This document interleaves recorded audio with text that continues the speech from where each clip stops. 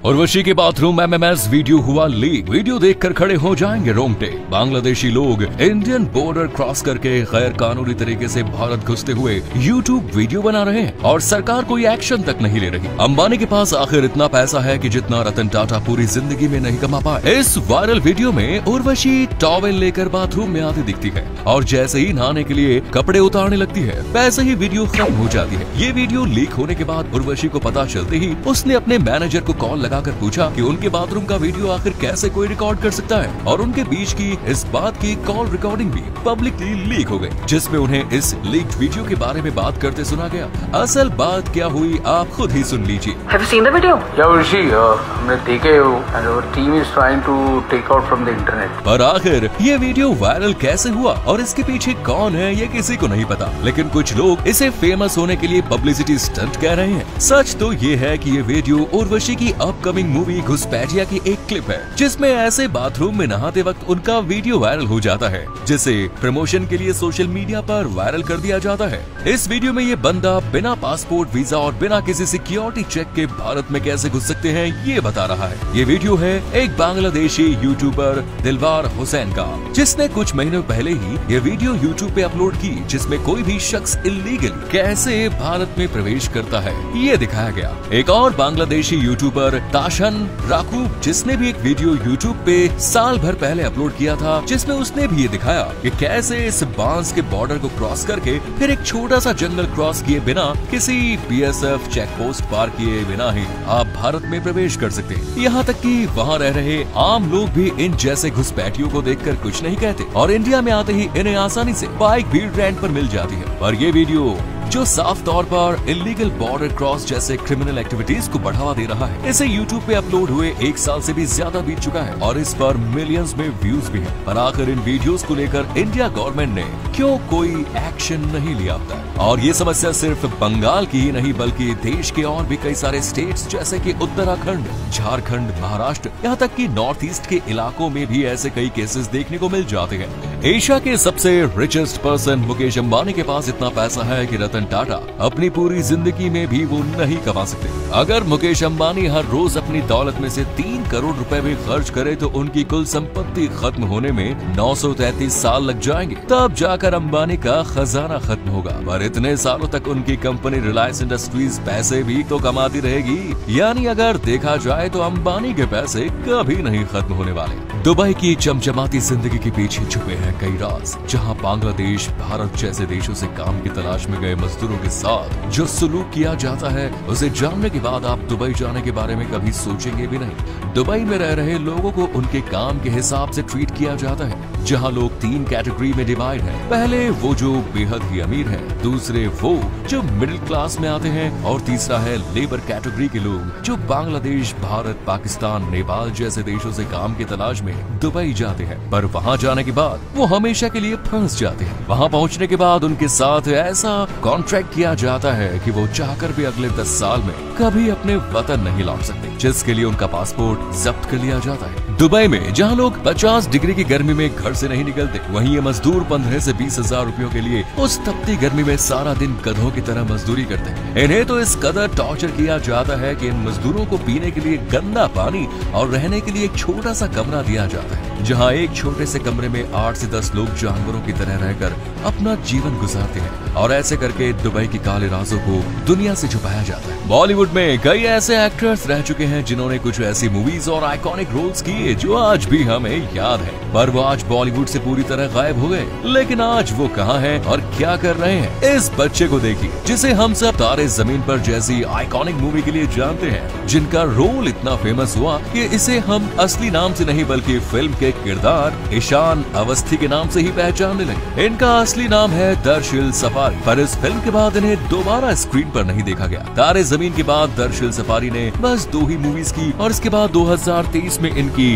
हुकूज और कच एक्सप्रेस नाम की 2 मूवीज आई जो उतनी पॉपुलर नहीं हुई, और अभी हाल ही में ये फर्स्ट एक्ट नाम की वेब सीरीज भी कर रहे हैं। दरअसल की ही तरह रावण मूवी में एक बच्चे ने अपने एक्टिंग से सबका दिल जीत लिया था, जो उनकी डेब्यू फिल्म थी। इस बच्चे का नाम है अरमान वर्मा, जिनकी उम्र आज 25 साल है, जो आज कुछ ऐसे दिखते हैं। लेकिन हैरानी की बात यह है कि उन्होंने रावण के बाद कोई और मूवी ही नहीं की, बल्कि वीडियो एडिटिंग और क्रिएटिंग को अपना पैशन बनाया, और आज अरमान का एक कोरियन बेस्ड कंपनी में वीडियो एडिटर और क्रिएटर काम करते हैं। अब बात करते हैं 2000 के बच्चों का क्रश रह चुकी आयशा।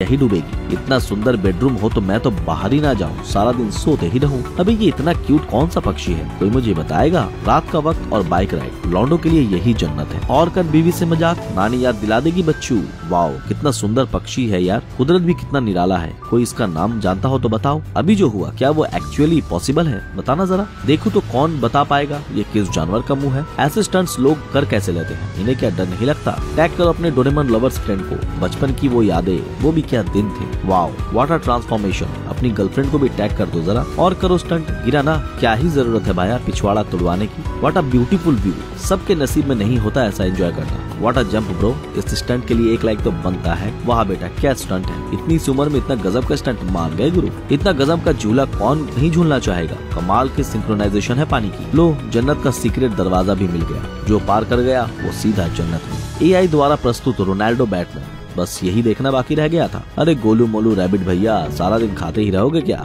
भारत की 8 ऐसी कंपनी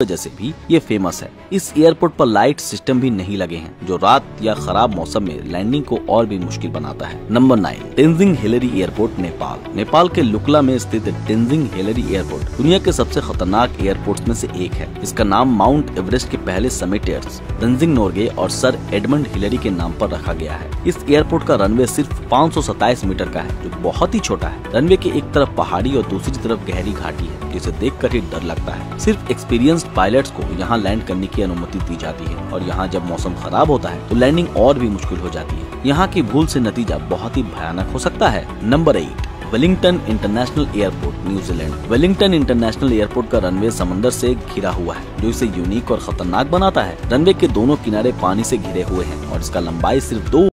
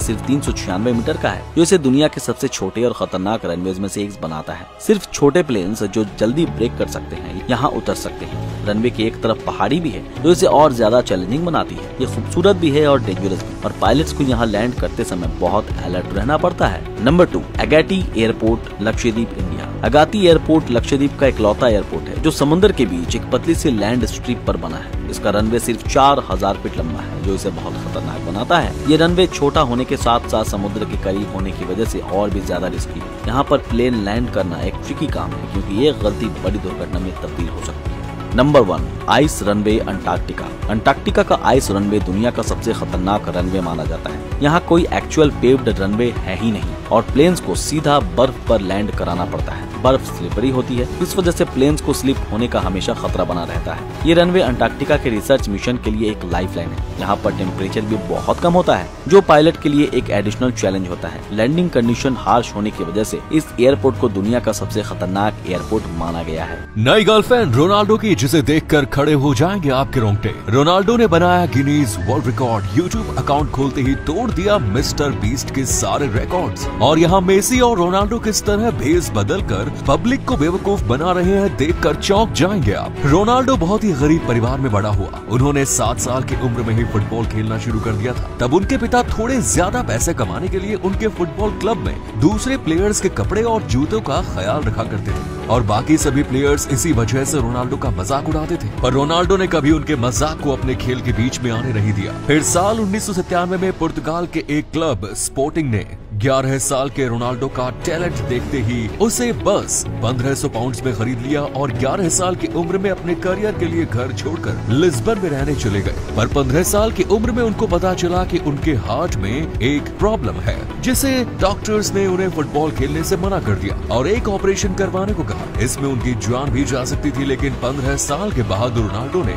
ऑपरेशन करवाया और जिंदा बच गए। देखते ही देखते मैनचेस्टर यूनाइटेड ने 126 करोड़ की रकम देकर रोनाल्डो को खरीदा और ठीक उसके बाद रोनाल्डो के पिता का ज्यादा ड्रिंक करने की वजह से मौत हो गई। लेकिन उन्होंने हार नहीं मानी और दुनिया के नंबर 1 फुटबॉलर बन के दिखाए। और इसी रोनाल्डो ने सिर्फ 22 मिनट में 1 लाख, 90 मिनट में 10 लाख और 12 घंटे में 1 करोड़ सब्सक्राइबर्स का रिकॉर्ड बनाया और लगभग 22 घंटे में 2 करोड़ सब्सक्राइबर्स गेन करके मिस्टर बीस्ट, जो दुनिया के सबसे बड़े यूट्यूबर हैं, उनके रिकॉर्ड्स को तोड़ दिया। कहा जा रहा है कि रोनाल्डो अब मिस्टर बीस्ट का 31 करोड़ के सब्सक्राइबर्स का रिकॉर्ड भी तोड़ देंगे। इंस्टाग्राम की बात करें तो मिस्टर बीस्ट का 61 मिलियन फॉलोअर्स है, वहीं रोनाल्डो 638 मिलियन फॉलोअर्स के साथ दुनिया के मोस्ट फॉलोड पर्सन भी है। और बस 4-5 दिन में रोनाल्डो ने 53 मिलियन से ज्यादा सब्सक्राइबर्स भी बना लिए, जिसके बाद से मिस्टर बीस्ट ने एक वीडियो में कहा कि रोनाल्डो कौन है। फिर इन दोनों के बीच कंट्रोवर्सी शुरू हुई। मिस्टर बीस्ट की नेटवर्क की बात करें तो उनके पास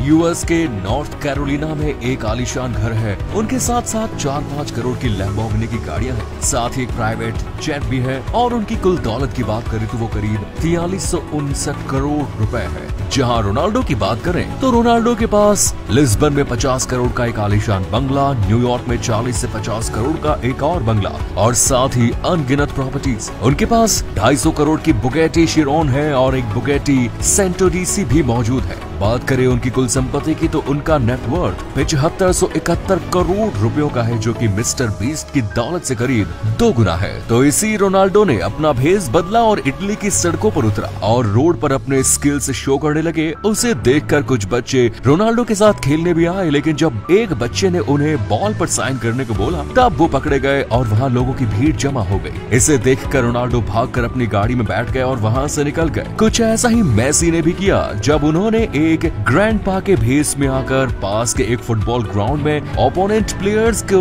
अपने इशारों पर नचाया, जिसे देखकर सब प्लेयर्स चौंक गए थे। यूं तो बहुत सारी लड़कियों के साथ मजे लेकर रोनाल्डो ने छोड़ दिया, पर साल 2005 में रोनाल्डो का टाका पोर्तुगीज मॉडल मर्शी रोमियो के साथ, 2007 में ब्रिटिश मॉडल गीमा एटिक्सन के साथ, फिर 2010 में किम कार्दाशियन के साथ वो रिलेशन में आए। फिर रशियन मॉडल इरिना शाइक के साथ रोनाल्डो का टाका भिड़ा। लेकिन इसी बीच रोनाल्डो का एक बच्चा हो गया और वो भी पारी औरत के साथ, जिसके बाद 2015 में इरिना का ब्रेकअप हो गया। इरिना ने बोला था जो लोग मुझे रोनाल्डो के लिए जानते हैं वो मुझे अनफॉलो कर दे। उसके बाद इरिना के इंस्टाग्राम पर 10 मिलियन फॉलोअर्स एक झटके में घट गए। फिर 2017 में रोनाल्डो का रिलेशन जॉर्जिना रॉड्रिग्यूज के साथ हुआ। फिर 2018 में जॉर्जिना को अपना पहला बच्चा हुआ और कुल मिलाकर 6 बच्चे हुए और वो दोनों बिना शादी किए एक साथ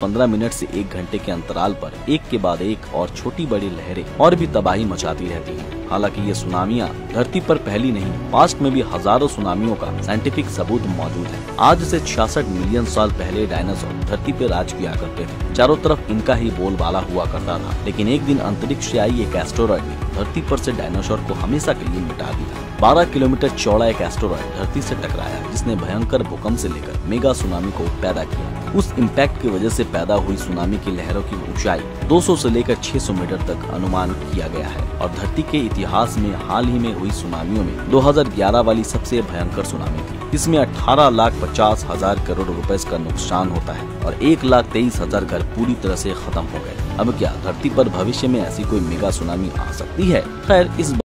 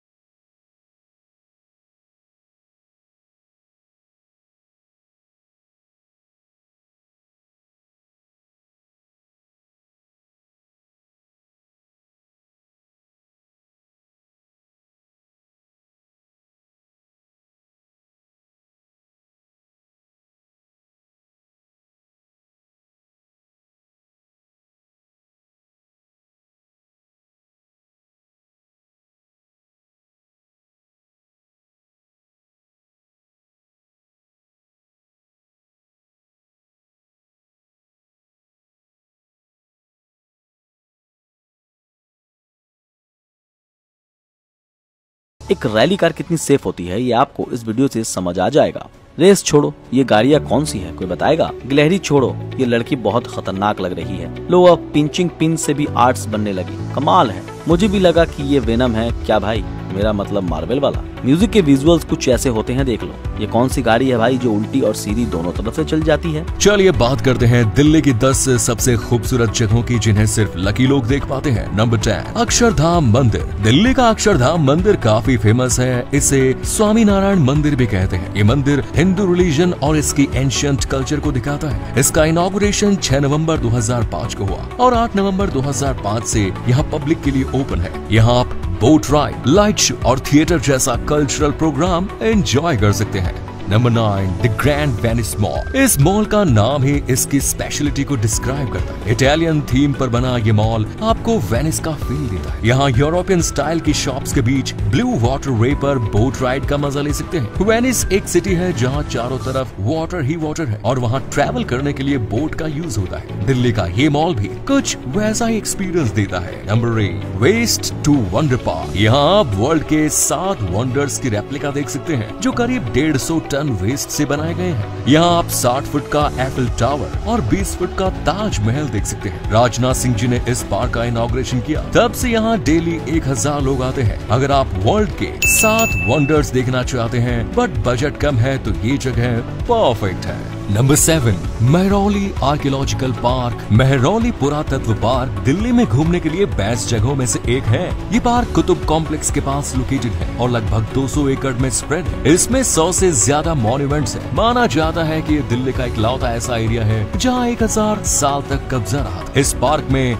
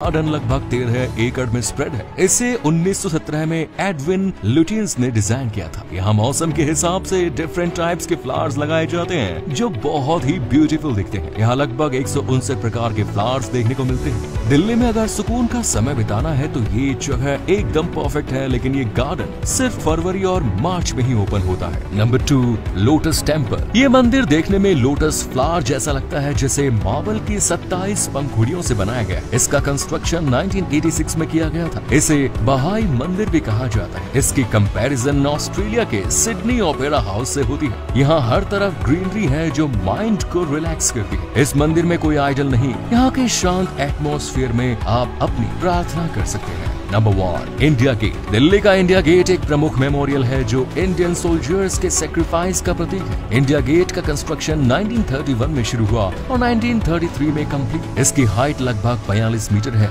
ये मेमोरियल ब्रिटिश राज के लास्ट डेज में इंडियन सोल्जर्स के सम्मान में बनाया गया था। ऐसी हैरतअंगेज चीजें आपने आज से पहले कभी नहीं देखी होंगी तो हो जाइए तैयार हैरान होने के लिए। कमाल की ट्रिक्स है। जिंदगी में कम से कम एक बार तो स्काई डाइविंग का आनंद उठाना चाहूंगा। इसे कहते हैं मौत को छूकर टक से निकलना। सुपर मारियो हो। नहीं नहीं, वो क्या होता है, ये तो सुपर जैक्सन है। यार ये एक मशीन मुझे भी दिलवा दो। कभी कभी नारियल की गुजिया खाने का बहुत मन होता है। कहाँ लोग छोटे छोटे हादसों में अपने अंडे तोड़वा देते हैं और कहाँ ये अंडा है जो हथौड़ा तोड़ देता है। Perfect editing. पर अच्छी बात तो ये है कि जिस हिसाब से ये भाई साहब खड़े हैं, सिंह गलत जगह तो नहीं घुसा। यार पुलिस इन लोगों को पकड़ती क्यों नहीं है? अगर इसी तरह चलते रहे तो ये कुछ तो मरेंगे, किसी निर्दोष को भी अपने लपेटे में ले लेंगे। इसे देखने के बाद तो जिंदगी में पेप्सी दोबारा कभी नहीं पी पाऊंगा। हाँ वो बात अलग है कि 10 मिनट बाद ये भूल जाऊंगा। ऐसा लग रहा है बहुत सारे रंग बिरंगे चमगादड़ एक साथ उड़ रहे हैं। जब राम और शिव दोनों शमशान में हो तो समझ जाना इस सृष्टि में कुछ बड़ा घटित होने वाला है। दिखने में तो ये काफी कूल लग रहा है, लेकिन इमेजिन करो अगर रियल लाइफ में ये सामने आ गया तो कितना डरावना होगा। महाकाल के ऐसे सुंदर दर्शन मिलने के बाद कमेंट सेक्शन में जय महाकाल लिखना मत भूलना।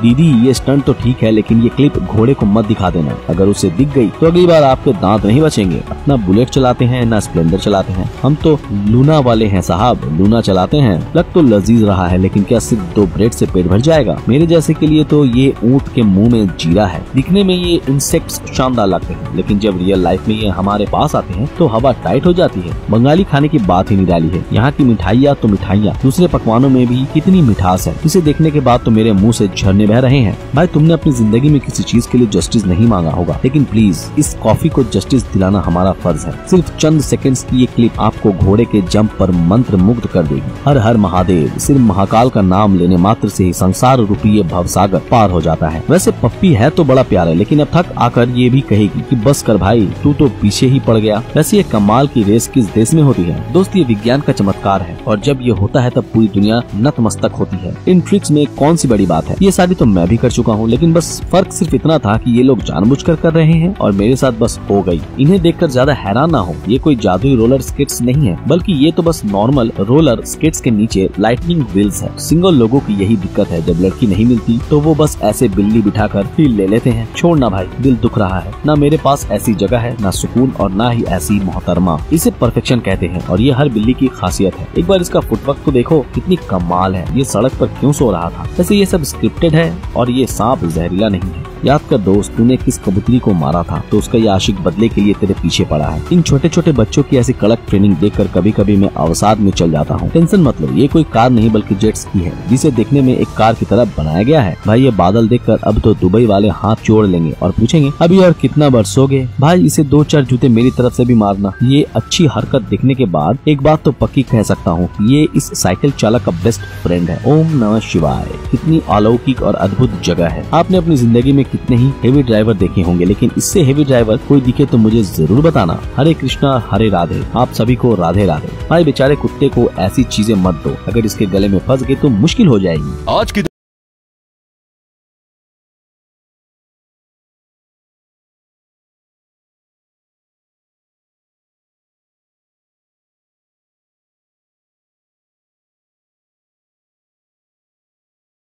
जो न सिर्फ दुनिया की सबसे ऊंची बिल्डिंग हो, बल्कि उसकी हाइट दुनिया की दूसरी सबसे ऊंची बिल्डिंग से 62% ज्यादा हो। बुर्ज खलीफा को बनाने में 5.5 साल का समय लगता है और 1 अक्टूबर 2009 को इसे बनाकर तैयार कर लिया जाता है और ये इंस्टेंट सक्सेस भी साबित होती है, जिसे देखकर कई दूसरे देश इससे भी ऊंची बिल्डिंग बनाने के ड्रीम प्रोजेक्ट शुरू करते हैं। लेकिन इनमें से कोई भी आज तक पूरा नहीं हो सका और बुर्ज खलीफा पिछले 15 सालों से दुनिया की टॉलेस्ट बिल्डिंग बनी हुई है। मेडिवल एरा के पहले इंसानों का बनाया गया सबसे ऊंचा स्ट्रक्चर पिरामिड ऑफ गीजा हुआ करता था, जो असल में इजिप्ट के फारोआ खुफू की कब्र थी। इसे 2500 BC में कंस्ट्रक्ट किया गया और इसकी हाइट थी 145 मीटर्स की। करीब 4000 सालों तक ये रिकॉर्ड अनब्रोकन रहता है, लेकिन फिर साल 1311 में इंग्लैंड के अंदर लिंकॉन कैथेड्रल का कंस्ट्रक्शन होता है, जिसकी हाइट 160 मीटर्स की थी। लेकिन फिर साल 1889 में एफिल टावर का कंस्ट्रक्शन होता है। साल 1930 में क्रिसलर बिल्डिंग एफिल टावर का भी रिकॉर्ड तोड़ती है, लेकिन फिर अगले ही साल न्यूयॉर्क की एम्पायर स्टेट बिल्डिंग इसको भी पीछे कर देती है।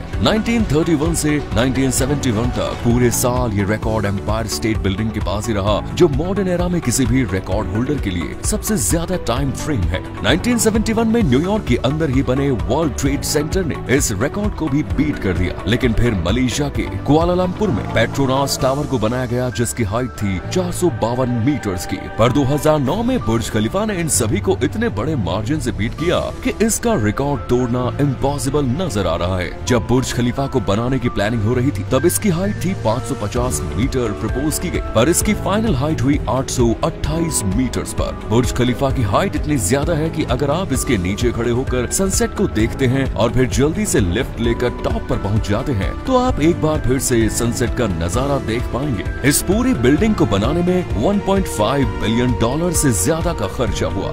ऊपर से देखने पर हमें बुर्ज खलीफा का शेप वाई लेटर ही लगता है, जिसके ट्राइपॉड की तरह 3 विंग्स आते हैं जिन्हें सेंटर में मौजूद एक हेक्सागोनल कोर से सपोर्ट मिलता है। अपनी इनोवेटिव डिजाइन के कारण ही बुर्ज खलीफा को इतना ऊंचा बनाना पॉसिबल हो पाया। ये दुनिया की सिर्फ दूसरी बिल्डिंग थी जिसको बनाने में बटरेस्ड कोर सिस्टम का इस्तेमाल किया गया था। इस सिस्टम की मदद से बिल्डिंग के आसपास बहने वाली हवाओं का इम्पैक्ट कम किया जा सकता है। बुर्ज खलीफा के बाहर की ओर दुनिया की सबसे बड़ी LED स्क्रीन लगाई गई है और यही कारण है कि आप इस पर लाइट शो देख सकते हैं। इस पर कलरफुल डिजाइन्स और पैटर्न्स नजर आते हैं और मूवी के ट्रेलर्स भी रिलीज किए जाते हैं। इंटरेस्टिंगली पिछले 15 सालों में बुर्ज खलीफा का रिकॉर्ड कोई नहीं तोड़ पाया, लेकिन आज के समय में दुनिया की टॉप 20 टॉलेस्ट बिल्डिंग्स में से 17 तो बुर्ज खलीफा के कंस्ट्रक्शन के बाद ही बनाई गई है। तो 2 बिल्डिंग्स ऐसी हैं जिन्हें बुर्ज खलीफा से भी ऊंचा बनाने की प्लानिंग की गई है। पहली है सऊदी अरेबिया का जेद्दाह टावर, जो अगर सक्सेसफुली बन जाता है तो इसकी हाइट